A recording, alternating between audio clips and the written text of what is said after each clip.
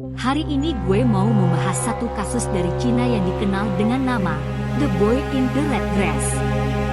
Pada November 2009, anak laki-laki berusia 13 tahun bernama Guang Zijun ditemukan oleh ayahnya dalam kondisi tewas tergantung di balok kayu langit-langit rumah pertanian tua milik keluarganya di daerah Shuangxing.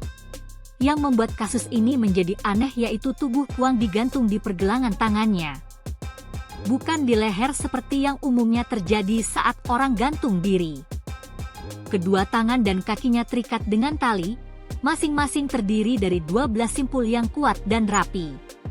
Di antara kedua kakinya tergantung sebuah beban dari logam. Lalu, di dahinya ada lubang seukuran jarum. Anehnya lagi, Guang mengenakan gaun merah. Dan, di balik gaun merahnya, Guang memakai baju renang wanita berwarna hitam. Lalu, di balik baju renangnya, ada 2 gulung potongan kain hitam yang digunakan sebagai bantalan payudara. Selain itu, foto TKP nggak menunjukkan tanda-tanda jejak kaki atau indikasi adanya perlawanan. Semuanya terlihat rapi seperti biasa. Nggak ada juga properti rumah yang hilang. Lalu, bagaimana ayah Guang bisa menemukan jasad Guang? Percaya nggak percaya? Katanya ibu Guang mengalami firasat buruk sehari sebelumnya.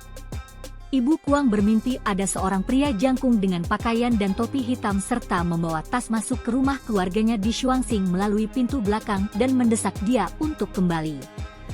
Mimpi ini mendorong kedua orang tua Guang untuk pergi ke Shuangxing di mana mereka menemukan jenazah putra mereka itu.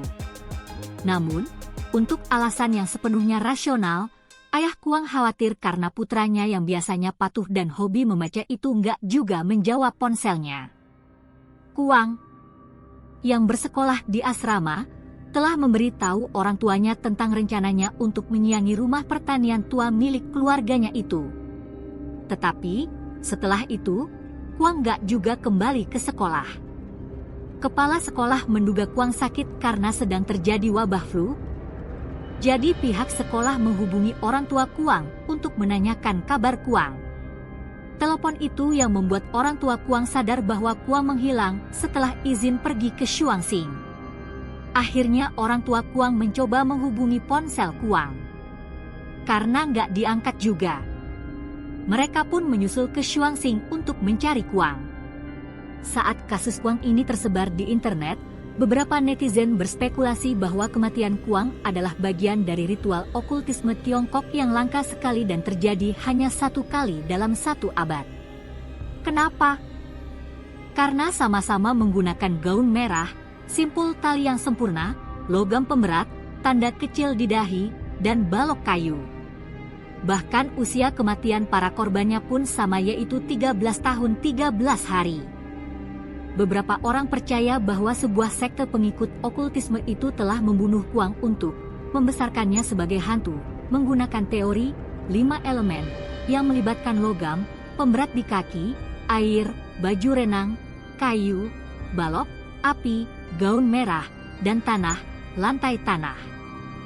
Lubang jarum di dahi berfungsi untuk memisahkan jiwa si korban dari tubuhnya, namun logam pemberat menahan jiwa itu tetap di bumi, dan api mengikat jiwa itu ke si pembunuhnya. Pihak kepolisian sendiri menyimpulkan dalam waktu 1 bulan bahwa kematian Guang adalah kecelakaan yang terjadi saat bocah itu memainkan permainan tahayul.